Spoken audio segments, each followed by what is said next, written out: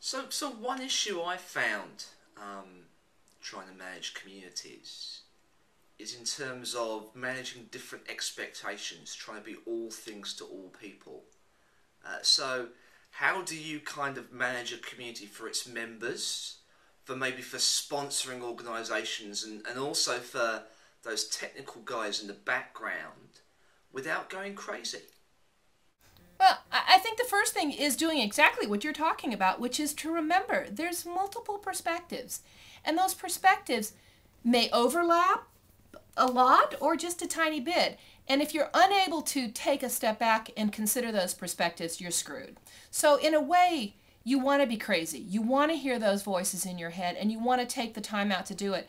And this springboards back to an old technique I used to use to avoid misunderstanding or to check my assumptions about how I heard people. I do the old Donald Duck test. And, you read something in the voice of your most beloved teacher, your best friend, the one who would tell you you had broccoli in your teeth.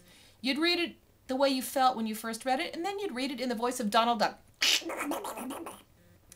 And if you didn't laugh, if you weren't able to pick apart those perspectives, it was time to take a step back. Well, this applies at a meta level as well. We need to think about, what does a sponsor think or want about a community or network? They want outcomes, measurability, accountability. They want to make sure they're not jumping off a cliff. They want, probably at some level, their fears addressed.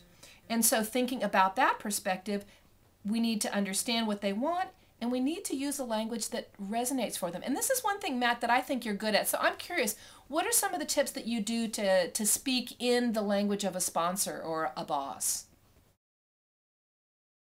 I think some of the things that you've mentioned, Nancy, so they're interested in outcomes.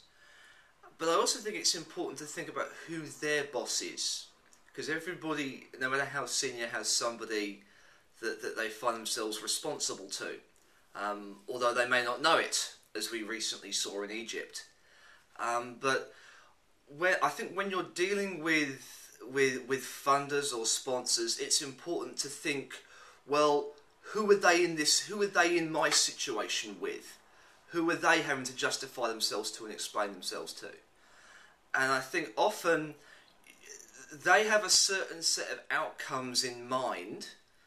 We want 10,000 members, right, by the end of the month or whatever, and it's important to push back on those and find out why they want that. And potentially you could come up with a better suggestion. So, for example, if it's a business community, and it's all around it's the community sponsor is answerable to the CEO of the organisation they work for, then you have to know what the goals of that CEO are. Because then you can go back to the community manager and say, well, you have your little metrics here, which might be about you want X number of people by the end of the month, but that's not actually going to get your overarching goal, which might be to increase revenue or to increase the quality of the service you offer to people, or all kinds of other things. Yeah. So really, it's another translation. You're reinterpreting. So we go to the next then. We've got the community members. And one of the things that I often find is the metrics or the performance objectives that are identified by leadership, as they become translated to the people who are participating, you could use the same language, but they may mean something very different. Or in fact, the participants have a completely different set of measures or expectations. And for me, again, it's about how do we discuss it? How do we make it clear? So typically, I use a lot of facilitation language, which is what I heard you say was, so rephrasing, or actually writing it down and putting it out there rather than letting it be an ephemeral conversation. To draw pictures of it, to use metaphors, to things that help people examine those things just enough. Because most communities and networks don't want to spend a lot of time on process.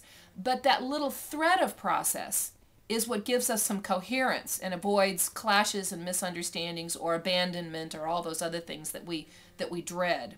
So for me, again, there is the translation, but there's also a process piece that I think is more pronounced when I want to think, talk, interact from the perspective of the end user. if a community lasts for any period of time, for beyond kind of a few months, they do tend to go through spasms of self-examination. Spasms of self-examination. Typically, there'll be a big upsurge in people saying, "Well, what are we here for? Why are we doing this? Is this going the way we want?" And you might get groups splintering off. And I suppose what advice would you give to a community manager in those spasmic situations, Nancy? Well, one is I'd go back to this idea that there are life cycles and groups, and I don't particularly subscribe to sort of that linear norming, storming, forming, or whatever it is. I always get my ings mixed up. But that there's this cyclical thing where people are really attentive to the subject matter, or from a community of practice perspective, the domain. And the domain is typically the main pulse. But that successful groups also have attention to community and attention to practice. Now, attention to community is that stuff about who knows who, or it could be around cliques, positive or negative. The practice is usually at two levels. There's the practice of the community or network being together, and there's the practice of what they do. So if it's a community of photo enthusiasts, it's how they take photographs out in the world, but it's also how they talk about their photographs in the community. And in the life cycle of community, each of those three aspects, or the three legs of the stool, show up differently. And so Etienne Wenger taught me just a great simple piece of advice is don't mess with all three legs at the same time. But healthy communities are always messing with at least one of them at any one time. So I think this slight perturbance or examination or focus actually helps the rhythms of a community be productive rather than destructive. I guess the one thing, though, is when it's over, like they say in open space, and sometimes we're not smart enough to learn that. And then finally, Matt, there's that third voice, and that's our own voice in our own heads as facilitators, managers, leaders, catalysts, coordinators, whatever word you want to use, but as people who have some specific role in the community. And that's the conversation that I'm interested in engaging in with you and with other folks in Australia, and to keep weaving those conversations across different groups that are asking this. Because when I started doing this in 96, 97, there were almost no conversations because it was new. I think we're to a point in the profession that there are many conversations, there's many types, so even calling this stuff community management makes me crazy, you know that. But I'm really interested in the conversation, so I appreciate the chance to come to Australia and do that with you.